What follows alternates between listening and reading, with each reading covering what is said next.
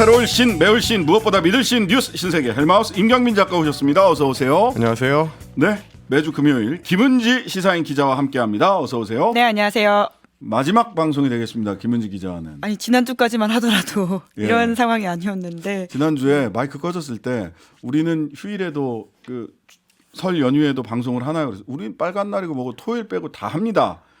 다음 주 금요일 날 꼭 보시죠. 예. 나오세요. 어디 설이니까 어디 가지 마시고 제가 이렇게 김은지 기자한테 얘기를 했었거든요. 예, 저는 그래서 마음의 준비와 시간의 준비를 했는데 진행자가 안 계실 예정이라니 참 웃으면서 이야기하지만 참 그렇네요.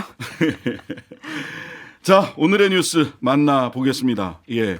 제가 처한 언론 미디어 환경은 이런데 대통령이 처한 언론 미디어 환경은 참으로 남다른 것 같습니다. KBS 대담하신다고요?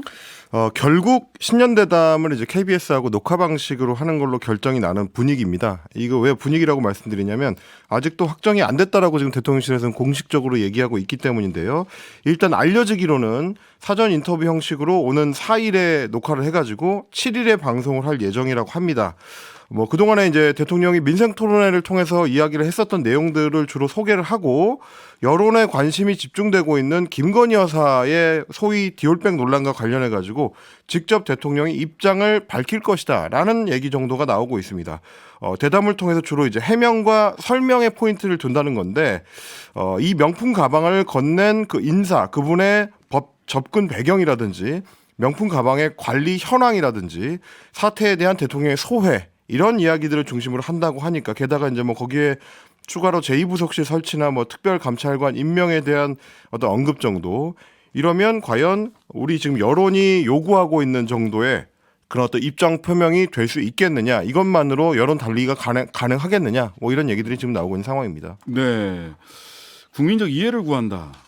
그런 얘기인데. 예, 저는 사과가 아니라 이해를 구한다라고 하는 것이 사실 어떤 의미예요? 예, 그러니까 여전히 그게 잘 이해가 가지 않고요. 이렇게 하는 것이 정무적으로 정말 도움이 된다고 판단하는 것일까라는 의문도 듭니다. 오히려 하고 나서 역효과를 부르는 건 아닌가 싶기도 하고요. 네. 저는 이제 기대하는 것이 대통령이 검찰총장 출신 법률가 아닙니까? 국고로 기소됐다. 대통령 기록물이다. 라고 하는 식의 대한민국 법률가들한테 한번 물어보면 이게 법률성으로 맞는 얘기입니까? 라고 했을 때 저는 단언컨대 절대 다수가 법률상 앞뒤가 잘 안 맞는 것 같습니다. 라고 답변을 할 것 같거든요. 법률상 뭔가 이게 문제없다라는 얘기를 제발 대통령 안 하셨으면 좋겠어요. 그럼 법에 대한 신뢰나 검찰에 대한 신뢰, 법률가 전체에 대한 신뢰가 더 땅에 떨어질 것 같습니다. 차라리 정치적으로 무마해서 정치적으로 본인의 소회를 중심으로 해서 얘기를 하시지 법적으로 아무 문제 없다 이러면 아니, 뿐만 아니라 사실 쟁점이 자꾸 사과하냐 안 하냐라고만 좁혀지는 그렇죠. 것도 문제라고 생각을 하는데요. 이 문제는 명확하게 지금 법적인 문제까지 논란이 되고 있는 부분입니다. 그런데 사과를 했으니까 넘어가자라는 식의 이야기로만 지금 또 가능한지도 모르겠는데요. 이제 그렇게까지 지금 쟁점이 좁혀졌다라고 하는 것에 대해서도 글쎄요라는 생각이 듭니다. 7일 날은 4일 날 녹화를 해서 7일 날 방송을 한다는 게 현재까지 알려진 계획이잖아요. 네.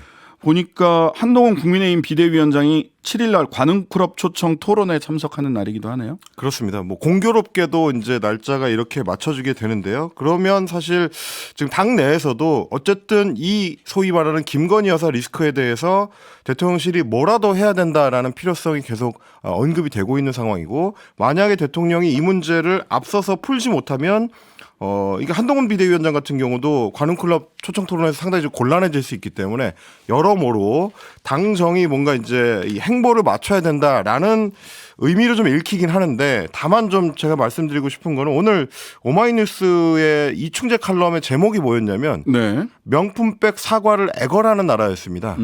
과연 이제 우리 국민들이 그 사과, 김건희 여사의 그 명품백 수수 의혹에 대해서 사과를 사실상 재발해달라고 애걸하는 수준으로 해야 되는 형국인가, 그렇게까지 해야 되는 나라였나, 뭐 이런 여러 고민을 좀 하게 됩니다.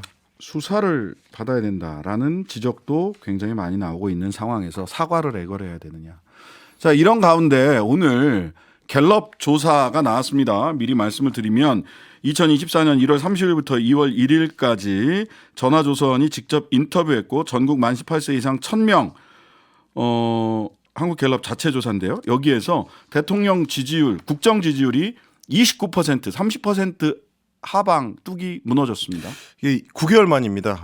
지난해 4월에 긍정 부정을 비교해 봤을 때 긍정 평가가 27%, 부정 평가가 65%였는데 그 이후로 가장 나쁜 결과라고 할 수 있겠습니다.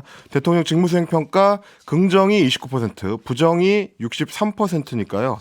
소위 말하는 30% 벽이 무너졌다. 뭐 이렇게 평가할 수 있겠고 지지 정당에 대한 이제 그 조사 결과를 말씀드리자면 더불어민주당이 35%, 국민의힘이 34%, 관심을 모았던 개혁신당과 이낙연 신당이 처음으로 이제 갤럽 여론조사에 포착이 됐는데 각각 3%였습니다. 이럴 경우에는 이제 오차범위 이내에서 이낙연 신당과 개혁신당이 이제 나란히 3% 처음 진입을 했다. 다만 소위 제3지대 신당들이 아직까지는 기대했던 만큼의 파괴력을 보여주지는 못하고 있다. 뭐 이런 양상으로 볼 수 있겠습니다. 표본 오차가 플러스 마이너스 3.1% 포인트이기 때문에 사실 3%는 0이 나올 수도 있는 거예요. 그러니까 사실은 겨우 잡혔다 내지는 거의 뭐 지지세가 적어도 갤럽에서는 정치적으로 의미 있는 지지세를 획득하고 있지 못하다고 봐도 그러니까 3일 적어도 3.1을 넘어야 뭐가 잡힌다고 얘기할 수 있는 거잖아요. 자, 근데 이 국정 지지율, 긍정률과 관련해서는 그 세부 지표를 살펴보면 조금 놀라운 지점들이 좀 많이 있죠, 김은지 기자님. 네, 그렇습니다. 특히나 이제 대구 경북 같은 경우에도 잘하고 있다가 잘못하고 있다가 뒤집어졌다라고 하는 예. 걸 좀 볼 수 있을 것 같은데요. 그러니까 전 지역에서 잘못하고 있다가 더 많아요. 네. 전 지역에서. 그 숫자가 30%대가 무너졌다라고 하는 것도 되게 여러 가지로 좀 의미하는 바가 있을 텐데요. 뿐만 아니라 추이, 보통 여론조사는 추이를 굉장히 유심히 봐야 된다라는 그렇죠. 지적들을 전문가들이 많이 하는데 1월 들어서 계속 내려가고 있습니다. 33, 32, 31, 이제 29까지 내려가고 있는 상황인데 그 추이를 보더라도 지금 대통령의 국정 수행에 대해서는 굉장히 좀 좋지 않은 시그널들이 계속 울리고 있다라고 보는 면들이 있는 것 같고요. 네. 그리고는 연령대를 보더라도 이것도 지금 의미심장했어요. 네, 특히나 이제 20대에서는 18, 30대에서 16, 40대에서 18, 50대도 26, 그리고 60대도요. 잘 못한다가 더 많습니다. 54대 42, 잘 못한다 54, 잘한다 42이고요. 유일하게 70대 이상만 58대 28로 잘하고 있다 58, 잘 못하고 있다가 28입니다. 20, 30, 40대가 10%대 긍정률을 보였다라고 하는 점도 특이하지만 이 전체적으로 봤을 때 그 윤석열 대통령 국정 긍정률, 국정 운영에 대한 긍정률의 보루가 어디였냐면 대구 경북하고 60대, 70대였거든요. 근데 대구 경북이 적어도 오늘 뭐 추이를 더 봐야 되겠습니다만 오늘 나온 이 조사에서는 대구 경북과 60대까지 뚝이 무너졌다. 그러면서 30% 아래로 하방뚝이 대구 경북과 60대라는 그 하방뚝 든든하게 받쳐줬던 하방뚝이 무너졌다. 네. 라는 게 좀 놀랍더라고요. 저도 네, 게다가 한국갤럽이 다음 주 금요일에는 이제 여론조사 발표를 안 합니다. 설 연휴 때문이거든요. 그러니까 설 연휴 들어가기 전에 나왔던 한국갤럽 지표는 이제 이걸로 이제 평가를 하게 되는 것이죠. 그러다 보니까 정부로서는 좀 부담스러울 수밖에 없는 숫자다라는 것도 좀 짚을 필요가 있을 것 같습니다. 그러면 이후에 이제 설 지나고 나면 보통은 설 직후에도 한 차례 거르고 그 다음에 하던데 언제 뭐 설 직후에 바로 조사가 있을지는 모르겠습니다. 설 연휴가 월요일 날 끝나기 때문에 그 주에 조사가 있을 수도 있겠다 싶기는데요. 예. 근데 다만 한국갤럽이 이제 정례적으로 매주 하는 것이 네. 이제 어떻게 되느냐라는 부분에서 그렇죠. 말씀드리는 그러니까 겁니다. 이제 네. 정치적 의미로 되짚어 보자면 사실은 이 갤럽 정기 여론조사 같은 경우도 오늘은 좀 이목을 끈 게 대통령의 국정수행 지지율이 29%로 30% 벽이 무너졌기 때문에 주목을 끈 건데 사실 지난 한 달여 동안 대통령 국정수행 지지율은 꾸준히 하락을 하고 있었습니다. 네. 그러니까 하락 추세 자체가 이제 반전되지 못하고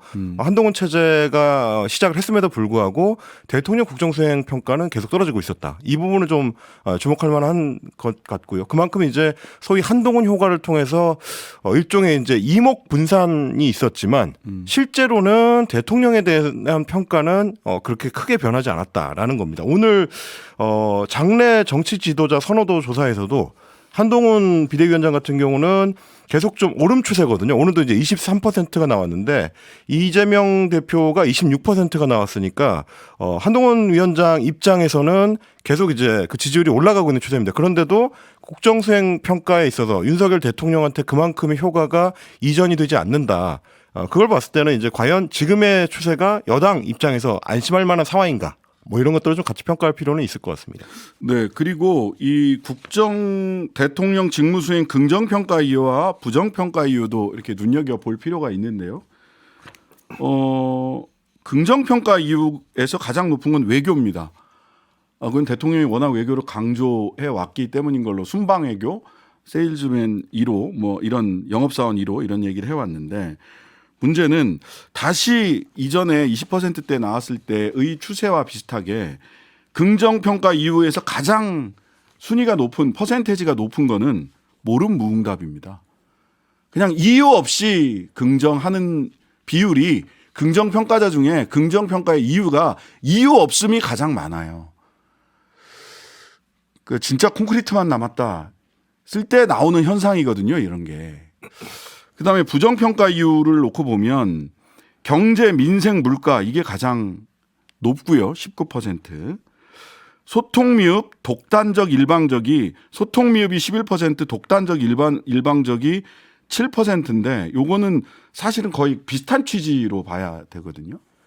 이게 주관식 응답이다 보니까 아마 좀 네. 겹치더라도 좀 다르게 분류했던 것 같은데 특히나 이번에는 거부권 행사가 이제 3%포인트 올라가지고 5%대로 그렇네요. 또 주요 이유로 잡히기도 했고요. 사실 경제, 민생, 물가가 지난주에 비해서도 3%포인트 올라서 1등을 차지했다라고 하는 것은 예. 정부 여당으로서는 굉장히 불리한 요소이긴 합니다. 결국은 사람들이 투표장에 갈 때는 아니 내 밥상에 올라오는 이 물가를 어떤 식으로 대응할 것이냐 이거 왜 이렇지? 라는 거에 있어서는 결국 정부는 뭐 하고 있냐 이런 좀 불만들이 생길 수밖에 없거든요. 예. 그리고는 결국은 이제 중간 심판 선거라고 하는 부분들이 강조될 수도 있다라는 지점들을 짚어볼 수 있을 것 같습니다. 그러니까 이번 설 밥상머리에서 이야기하는 게 사실 뭐 정치 얘기도 굉장히 많이 합니다만 요즘은 정치, 뭐 젠더, 종교 이런 얘기를 좀 피하게 되니까 오히려 먹고 사는 얘기를 많이 하게 돼요. 실제로 사람들한테 가장 중요한 건 그런 것이죠. 예. 시장에 장 보러 갔는데 사과 값이 왜 이렇게 비싸냐, 딸기 값이 왜 이렇게 비싸냐라고 하는 것은 아주 체감적으로 느낄 수 있다라고 이야기할 수 있을 것 같습니다. 경제, 민생, 물가가 부정평가 요인에서 제일 선두에 있다라는 점도 대통령실에서는 눈여겨 보셔야 될 것 같다. 갤럽이 워낙 보수적으로 움직여요. 그러니까 뭐 관점이 보수적이라는 게 아니라 이 그 수치의 변화 자체가 굉장히 느릿느릿 천천히 움직이거든요. 그리고 한번 고착되면 잘 또 변동되지 않고 하는데 이번에 그래서 물론 오차 범위가 있기 때문에 플러스 마이너스 3.1이라서 이거는 26에서 33 사이에서 움직일 수 있는 26에서 33 사이다. 이렇게 해석을 하는 것이 더 정확하긴 합니다. 어쨌든 상징적으로는 30%대가 무너졌다라는 것 때문에 많이 좀 들여다보게 되는. 예. 그리고 대구 경북과 60대도 무너졌다라는 것 때문에 많이 들여다보게 되더라고요. 네, 물론 야당이 안심할 수 있는 상황은 또 아닌 것으로 보이긴 하는데요. 정당 지지도 같은 경우에는 더불어민주당이 35, 국민의힘이 34, 무당층 21 이렇게 나오거든요. 그러니까 네. 지금 대통령 부정평가가 높음에도 불구하고 이제 제1야당이 그만큼이 지지세가 있는 건 또 아니다라는 지점도 짚어야 되는 건 맞는 것 같습니다. 네. 자, 한동훈 비대위원장이 박근혜 마케팅을 시작했다. 언론에서 이렇게 보도를 하더라고요. 그렇습니다. 오늘 박근혜 전 대통령이 이제 생일이었는데 한동훈 비대위원장이 축하난을 비서실장인 김영동 의원을 통해서 대구 달성군에 있는 사저로 별도로 이제 보냈다고 합니다. 그래서 기자들이 물었습니다. 직접 만날 계획도 있냐 이렇게 물어봤는데 뭐 이미 생신 선물로 저희가 뜻을 전달을 했고 그에 대한 답을 듣고 왔다. 뭐 이렇게 이야기를 하면서 박 전 대통령을 포함해서 우리 사회 언론들로부터 많은 가르침을 받고 싶다라고 해서 언론에서는 가능성 열어놓은 거 아니냐 뭐 이렇게 좀 해석을 하고 있습니다. 그리고 이제 윤석열 대통령 같은 경우는 오늘 아예 박 전 대통령하고 직접 통화를 했습니다. 이번에 회고록을 냈고 뭐 월요일에 대구에서 북콘서트도 여신다 뭐 이런 얘기를 들었는데 재임 중에 좋은 정책과 업적들을 다시 국민들이 기억했으면 좋겠다. 뭐 이런 얘기를 했고요. 자주 연락드리고 또 기회 닿는 대로 찾아뵙겠다. 대통령이 또 이런 얘기를 했다고 합니다. 뭐 아시다시피 바로 얼마 전이었던 지난 12월 19일에도 박근혜 전 대통령이 서울 용산구에 있는 한남동 관저에 대통령 관저에 와서 오찬을 함께 하기도 했었습니다. 네. 궁금해요. 무슨 얘기 만나면 할지. 뭐 사실 두 사람이 그렇게 나눌 만한 이야기에 접점이 있어 보이진 않긴 하는데요. 그때 수사 받을 때 기분이 어떠셨어요? 이런 거 물어볼 수는 없잖아. 그 당시 수사를 담당하셨던 분이 한동훈 비대위원장이고 윤석열 검찰총장 그 당시 특검 수사팀장이었으니까. 예, 뭐 그죠? 분위기가 쌓이지는 이야기를 했을 것 같진 않고 예. 그러니까 상대적으로 이제 윤석열 대통령이 이제 밥자리라든지 술자리에서는 이렇게 말씀이 많으신 편이다라는 게 알려져 있긴 하잖아요. 그리고 네. 박근혜 대통령은 원래 좀 말이 그렇게 없고. 많은 분이 아니시기 때문에 주로 윤 대통령이 대화를 이끌어가야지 않을까 싶긴 한데요. 저는 관련해서 오늘 좀 눈여겨봤던 게 조윤선 전 장관이 박근혜 정부에서 굉장히 핵심 역할, 특히나 블랙리스트 혐의와 관련해서 윤 대통령이 수사를 해가지고는 이제 유죄를 받았던 인사입니다. 네. 그런데 지금 이제 다시 사면 대상에 이름이 올랐다라고 하더라고요. 상고를 안 했어요. 예. 재상고? 재상고를 안 했어요. 유죄 판결이 확정되다 재상고를 안 했어요. 왜? 사면 받으려면 빨리 판결을 확정시키는 게 낫기 때문에라고 법률가들은 대체로 해석을 합니다. 네, 게다가 김관진 전 국방부 장관도 지금 이제 그 특별 사면이 유력 검토 중이다라는 식의 보도가 떴는데요. 네. 이런 것들도 굉장히 여러 이 박근혜 전 대통령을 만나는 것과 좀 결이 맞닿아 있지 않나라는 생각도 들기도 합니다. 그러니까 그런 정도의 조정이 없었다면 사전 조율이 없었다면 오늘 김기춘, 조윤선 두 분 다 재상고를 하지 않았어요. 대법원에 가서 다투지 않고 고법에서 유죄 확정된 걸 그대로 그냥 받아들였거든요. 왜 그랬을까? 왜 그랬을까? 사면 복권이 예상되기 때문에 그런 행위를 하지 않았을까라고 추정을 해본다. 그런 가운데 박근혜 전 대통령을 만나신다. 한동훈 위원장은 오늘도 여러 사람을 저격을 했어요. 네, 오늘은 이준석 개혁신당 대표하고 논쟁을 좀 벌였습니다. 한동훈 위원장이 이제 국회의원의 세비, 그러니까 월급을 국민들의 중위 소득 수준까지 낮추자, 뭐 이런 제안을 했는데, 이거는 이제 국회의원 정수 축소라든지 불체포 특권 포기 같은 이른바 특권 내려놓기의 일환으로 던진 일종의 이제 정책 공약입니다. 그래서 지금 이제 국회의원 연봉 같은 경우는 1억 5,700만 원인데 월 평균으로 따지면 1,308만 원 정도 되거든요. 근데 우리 국민들의 중위소득이 1인 가구 기준으로 월급 222만 원이니까 많이 낮추게 되는 거죠. 근데 여기에 대해서 이제 이준석 개혁신당 대표가 그럴 거면 대통령이나 법무부 장관부터 먼저 낮춰야 그렇게 한다면 찬성이다 이렇게 얘기를 했습니다. 그러면서 이런 공약을 내자면 끝이 없다. 그럼 법무부 장관 월급 깎으면 그 밑에 차관 깎아야 되고 저 밑에 구급까지 깎아야 될 거다. 논리적으로 맞지 않다. 타노스 같은 정치를 하려는 건가 이렇게 비판을 했습니다. 그랬더니 한동훈 위원장이 그 말을 받아가지고 이거는 싫으면 시집가 수준의 이야기다. 뭐 저희 이제 어릴 때 했었던 그런 싸움이죠. 싫으면 시집가. 우리가 말하는 거는 정치인 특권 내려놓기다라고 강조를 했는데 중위소득 갖고 못 살겠다고 하는 분들은 여기에 오면 안 된다. 그러니까 국회에 오면 안 되는 분들이다라고 이야기를 하면서 국회의원이 정상적으로 일하는 거를 방해하는 게 세비 낮춘다고 해도 전혀 없다. 이렇게 반박을 했더니 다시 이준석 대표가 이런 수준의 얘기가 나올 줄은 꿈에도 몰랐다. 이렇게 반박을 했습니다. 그러면서 불리한 논쟁을 싫으면 시집가라는 아리송한 서초동 사투리로 회피하는 거는 정상적인 정치적 정견의 소통이 아니다. 뭐 이렇게 재반박을 또 내놨습니다. 이 뭐 전형적인 정치 혐오 정서를 부추기는 발언인데다가 공무원 보수 체계 어떻게 할 건지에 대한 밑그림 없이 그냥 툭 던진 거 아닌가요? 이거 이렇게 되면 그렇죠. 사실 정교하지도 않고 그냥 딱 일관적으로 딱 들었을 때 일감의 사람들이 좋아할 거다라는 오해를 하고 계시는 것 같은데요. 우리 사회가 아직 그렇게까지 안 갔습니다. 과거에 안철수 전 대표가 국회의원 숫자 줄이자고 했을 때 오히려 역풍을 맞았던 적이 있거든요. 그러니까 네. 너무 국민들이 오로지 정치 혐오에 기승했을 때 좋아할 거다라고 하는 좀 사고 자체가 그렇게 깊이 있게 고민하신 건 아닌 것 같다라는 생각이 그리고 사실 드는데요. 이런 논의들이 역사성이 있는 논의들이에요. 그래서 국회 자료가 이제 이미 충분히 누적이 돼 있는데 자세한 말씀은 저희가 광고 듣고 와서 잠깐 드리도록 하겠습니다. 네 뉴스 신세계 잠시 광고 듣고 와서 이어가도록 하겠습니다. 신장식의 뉴스 하이킥 임경빈, 김은지 두 분과 함께 뉴스 신세계 이어가겠습니다. 자, 공무원 보수 체계 얘기. 그렇습니다. 예. 그러니까 저는 좀 그 여야의 대표급들이 논쟁을 하는 거라면 이보다는 조금 더 이제 품격 있는 토론이 됐으면 좋겠다라는 좀 안타까운 마음이 드는데 싫으면 시집가. 싫으면 시집가는 좀 너무 격이 좀 떨어지는 것 같은 느낌을 주지 않습니까?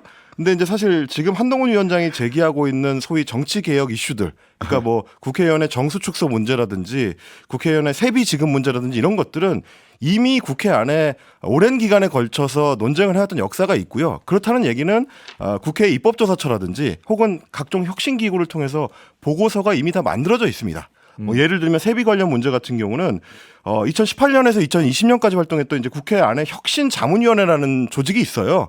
국회 의장 직속으로 만들어졌었고 맞아요. 예. 그게 활동 결과 보고서 안에 이미 항목으로 들어가 있습니다. 네. 의원 세비 지급 개선 방안으로 별도로 들어가 있고 그 당시에 뭐라고 했었냐면 우리 국회의원 수당 같은 경우에 연동 방식을 다른 장차관급의 이제 고정급하고 연동시킬 연동하자. 수 있는 방법을 찾자. 그리고 지금은 이거를 이제 입법으로 해가지고 국회의원 세비 같은 경우에 법률안으로 만들어 놓다 보니까 굉장히 경직적이고 국회의원들이 마음대로 정하는 경우가 많기 때문에 이것도 별도의 심의위원회를 구성해서 하자라는 이미 혁신안이 나와 있습니다. 그러니까 굳이 주장을 하자면 기존의 국회에서 내놨던 혁신안을 받아들이자, 이거를 법률화하자라는 얘기를 하는 게 조금 더 품격이 있을 것 같은데 이게 싫으면 시집가로 가면 국민들이 보기엔 좀 어이가 없으실 수 있을 것 같거든요. 저는 좀 그렇습니다. 아, 너무 재밌는데요. 그다음에 그것도 있잖아요. 그 선거제 관련 입장을 정하기 위해서 민주당이 전당원 투표를 실시할 것으로 알려지니까 여기에 대한 논평을 요구하니까 민주당에 갈 걸 그랬다. 이거 병립형으로 가기 위한 것이다라고들 많이 그 얘기를 했잖아요. 민주당에 갈 걸 그랬다. 정치가 하기 너무 편할 것 같다. 뭐라고 이야기해도 얼마든지 말 바꿔도 되고 거기에 대해 전혀 부끄러워하지 않는 것 같다. 이렇게 얘기를 했잖아요. 이거 듣고 깜짝 놀랐어요. 아, 그럼 병립형으로 가지 말자는 건가? 그러니까 병립형으로 가지 말자는 건가? 한동훈 비대위원장님, 국민의힘의 당론은 병립형입니다. 그러면 병립형을 주장하는 당의 당대표는 병립형으로 가기로 했으니 만시지탄이지만 국민의힘의 당론을 따라오게 돼서 민주당 다행입니다. 조금 더 일찍 결정하셨어야지요. 뭐 리더십과 관련돼서 이런 비판을 할 수 있을지 모르겠지만 뭐 세상 편하다, 부끄러워할 줄 알아라. 그러니까 부끄러움을 알면 병립형으로 가지 말아야 된다는 거잖아요. 당신은 부끄러워하는 줄 알고 부끄러움을 알고 병립형으로 절대 가지 마시오. 라고 한동훈 비대위원장이 얘기를 한 거예요, 이거. 이게 앞뒤가 맞습니까?